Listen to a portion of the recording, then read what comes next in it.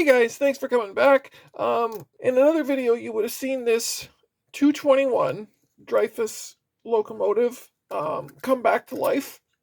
I purchased this on eBay, if you remember, and I did a motor swap because I had this extra motor. This was actually out of a 2026, but it did kind of fit into this body, so I used it just to kind of get it running again and have some fun with it.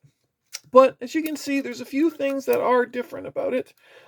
This is where the original rear truck mounted on a 2026, and the 221, the mount is actually up a little bit farther.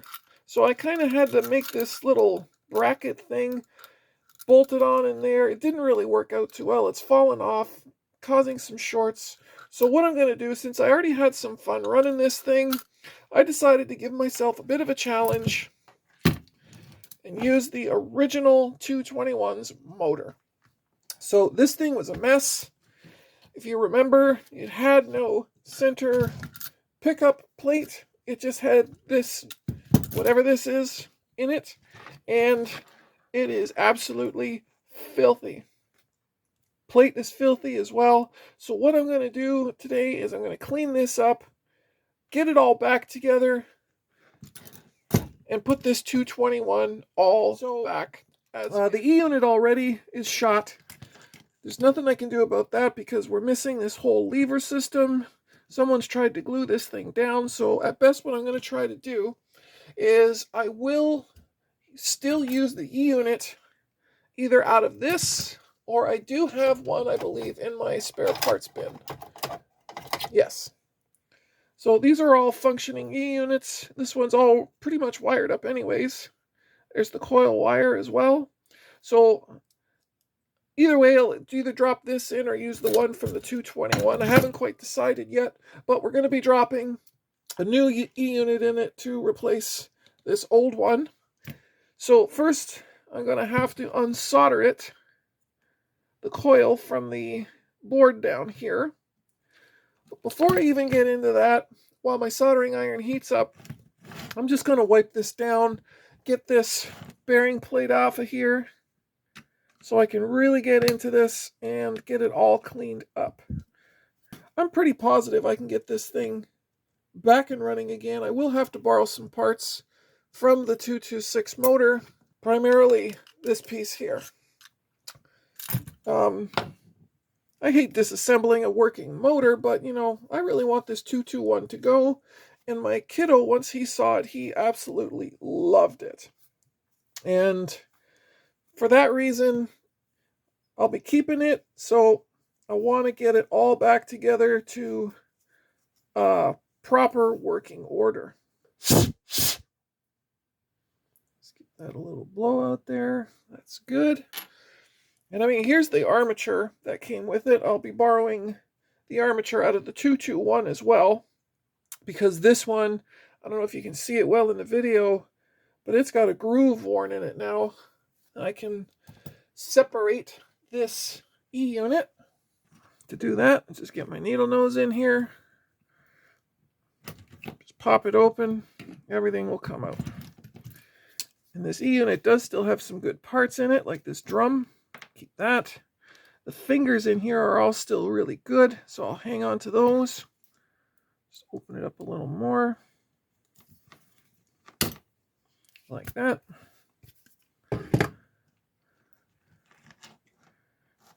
And get this. Carefully get this out. There's the pawl. Get that out of the way.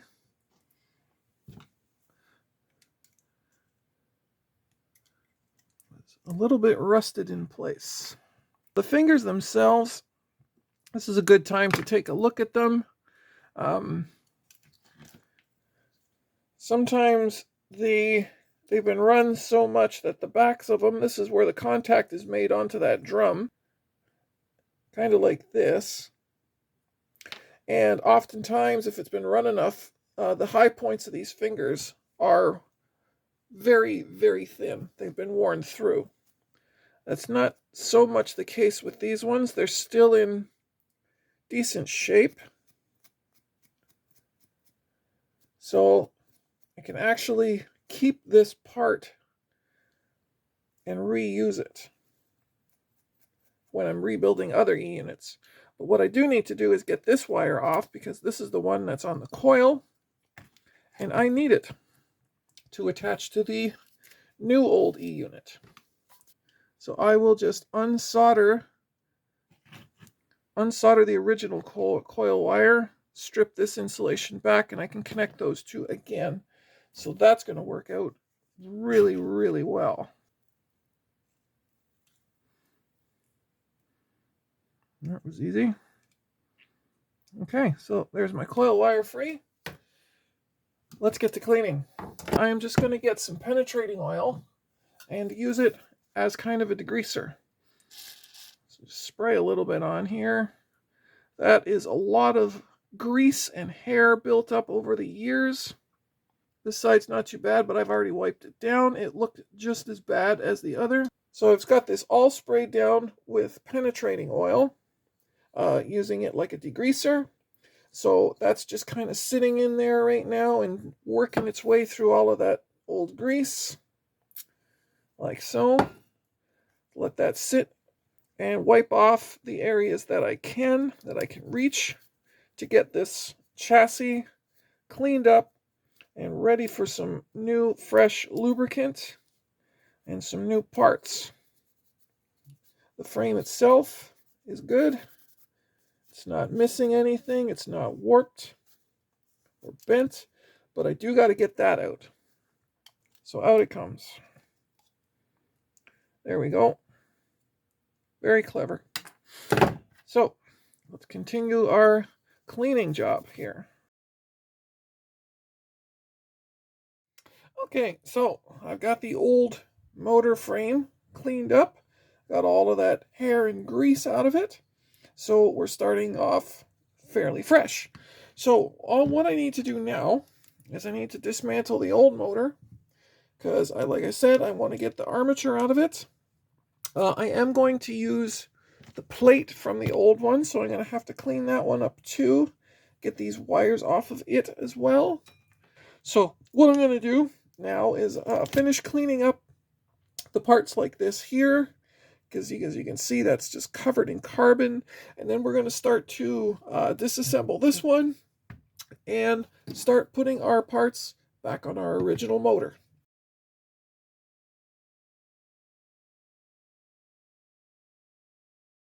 Okay, so once again, if you don't have a wheel puller, you can use these two flathead screwdrivers, and this is why I like to keep a couple of similar sizes handy, because they work really, really well as wheel pullers. I'm going to put the screwdrivers under the wheels like this here, and I will turn one clockwise and one counterclockwise at the same time, and that will evenly lift the wheel right off of the axle. So there we go. Not a problem. I'm going to do that with all three here. And sometimes it's actually better not to use the gear side. There might just be a little bit more room to get the screwdrivers under there.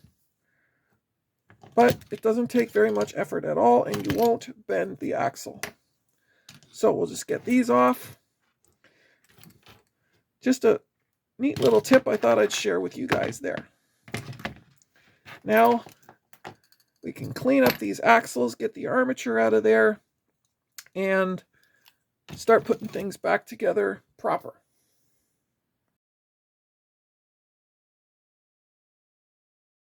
So here is the armature out of the 2026. This is the original armature out of the 2021. I'm going to clean up this faceplate, and you'll see how much of a groove that really is when compared to one that doesn't have one.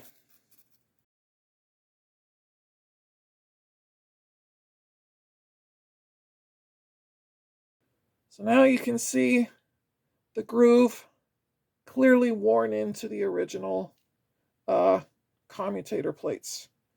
So this one's in much better shape. We'll just get the grease off of the back of it. Wipe that off like so.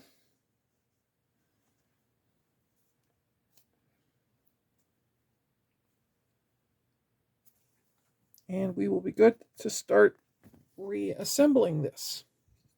So we're going to put our new armature back in here, and we will get our plate and we'll put that on, and we'll start hitting this with grease and oil. And as you guys know, I always say use what you got. So right now I have got 10W40, and I am going to use that on the shaft here. Drop a little bit into the brush plate itself, like so. And then I'm going to put some grease on that gear. It's just regular automotive bearing grease that I use. Nothing fancy. And just wipe a little bit on it, like so. Put this plate back on. Actually, I think I'm going to need to put, yes, just set that big drive gear up. Make sure it's locked in there. Perfect. Now I can bolt down this bearing plate. So there we go. That's all set in there.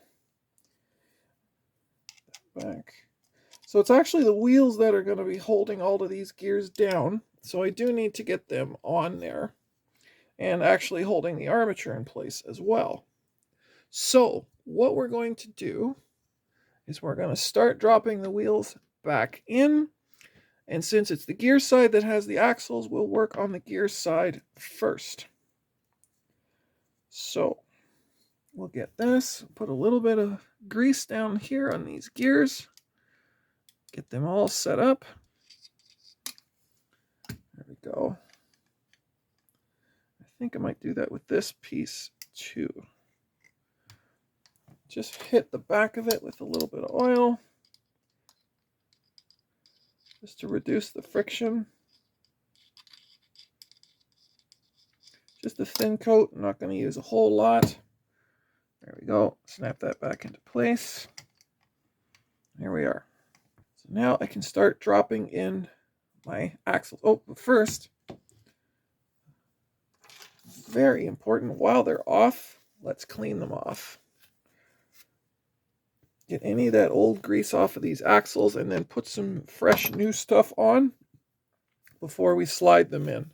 So all I do is I take the grease, bring it up to the front a little bit, just stab the axle in it, and drop it in.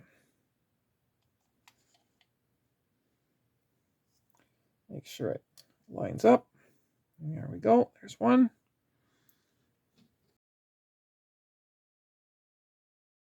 So that is all of them. Now, to quarter these, so these ones are at 12. On the other side, I'm not going to put it straight up and down. I'm actually going to put it, so this is 12 o'clock. We're going to put it at quarter past. Or you can put it at quarter after. Doesn't matter. But you can't put it the same way, and you can't put it straight up and down, or the wheels will bind. So in this case, I'm going to put this one at quarter past. So I'll just flip everything around. These already have grease on them, so that's not a problem. Set that up. Press it on by hand a little bit, and then drop it into the vise and squeeze it right down. Okay, so we have the first wheel on. We can get the second one lined up. We got to remember to put this gear back on, like so. So we'll get on number 2. There we go. Almost done. Get the last one on. Gear side, 12 o'clock high. Just like so. Okay, so that's the wheels all set in, and they are quartered. As you can see, quarter past, 12 o'clock high, everything is good. So now I can start putting down the brush plate and getting the E-unit wired back up now. In the Greenberg book, and according to the old Lionel manuals, you put a slot screwdriver in here twist this and they pop out. So they kind of do and kind of don't. Maybe they did 60 years ago, but not so much anymore. So as you can see, you can turn it and it's not really coming out so cleanly. Not an uncommon thing with these. This is just what happens. So I've tried different sizes of screwdrivers as well to make this work, and nothing does. It's just being slow and careful and expect that you're going to do a bit of damage to it. So I'm just going to work on that now, get this piece out so I can start connecting the power again. So I'm going to stop the video here because I do want to bring up an important point about the pickup shoes and that little pickup plate that's at the bottom of those locomotives. So the original ones are usually so saturated in oil and they're so old that they get really, really soft. So that when you're actually using that screwdriver to pry that out, all you end up really doing is just tearing that thing apart. And as you'll see later on in the video, it just didn't work. So I ended up getting a replica part. Now I got this on eBay. It came as a set of 2. I can't remember offhand how much it cost plus shipping, but I'll tell you it was worth it. It comes with brand new slider shoes, and putting this on the 221, which it has actually right now, is this replica on it. It works on the tube track, it works on the fast track, it makes contact all the way around. It was easy to put back in, it was easy to solder up to these new terminals. And all I did is I used the original nameplate and popped it back on here, and it looked as good as new. Save yourself a lot of time, a lot of trouble. Just get rid of that old collector thing. I mean, unless you want to, if you want to, hey, go right ahead. But I'm telling you, this was worth it. So let's get back to the video now. So here it is out. I haven't dealt with one yet from the post-war era, an original one that came out totally smooth. It's just because this is very, very old material. But all I end up doing is just getting pliers and kind of squeezing it back into some kind of reasonable shape to put them back. And this will still hold in the body. Right. I think I'm going to be getting a replacement center bit since this one now is shot. All right, so anyways, moving forward, let's get the E-unit in. Let's get it all attached. There we go. Just a little bead of solder on them like that. Push them together and cover them over. Now also being very, very careful when I'm bending this thing, because it was bent in a weird way to get tucked into here. And I don't want it to break free. And it was like this. So also I'm going to plug in my main power. Now tuck the whole shoot and match in. Just line that up. Get the old wire off and put the new one on. Okay, so we got the brush plate soldered back together. I'm going to put some oil onto the shaft here.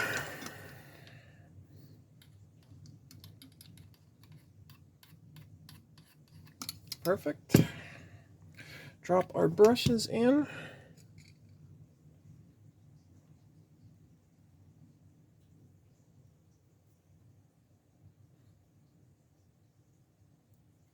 So we can put this actually on the test track and see if we have in fact assembled this correctly. So let's do that right now. So the problem continues to be this little pickup roller. This piece just couldn't survive being taken out and put back in. It's not making a good enough contact in there, and I think the actual contact strip that the wire is soldered to is now just damaged, because I'm not getting any power. If I apply power directly to the E-unit here, everything works perfectly fine. So the problem is all in our pickup rollers. So I'm probably going to have to order a new part for that. Lining up your parts on these things really does matter. In the case of this 221, I was just messing around with the pickup plate here, and I actually had it so that this wider side was on this side here, so turned this way, and the pickups were not actually able to reach the center rail on the track.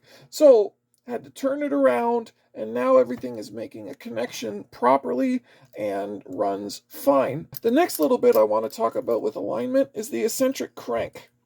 So on this particular locomotive, just like all the others, there is a certain way that it needs to be positioned to prevent it from jamming.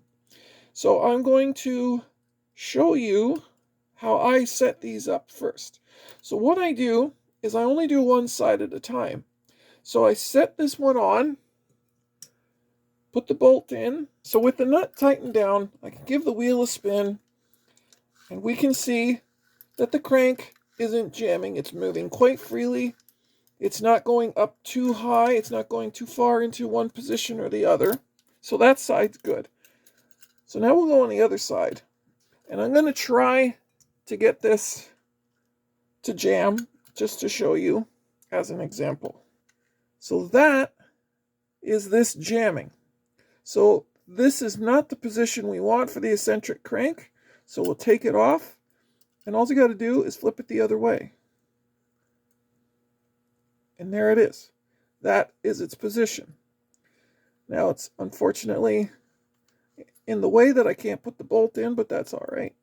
Just move it over a little bit, set it back onto the key, and now I can tighten my bolt down. We can put this now on our test track and see if we actually have a running 221 again. So let's get our power on. We got lights. Yep. And we have reverse. A little slippery on the tracks, but it's moving.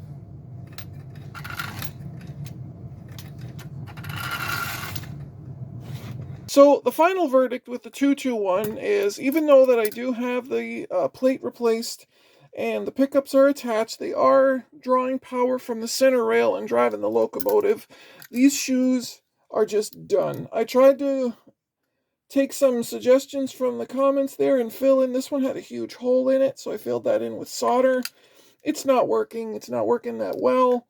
This piece here, the plate itself, is so badly bent and warped from trying to get it out of one shell and putting it into another. This is my problem right here.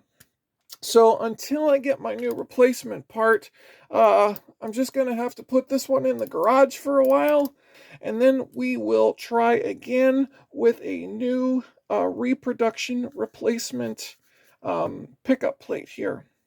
So I was going to show him running on the track, but there's really no point, because all he does is move about a millimeter and then short out. So there's really no point in doing anything else with him until I get those parts. So we'll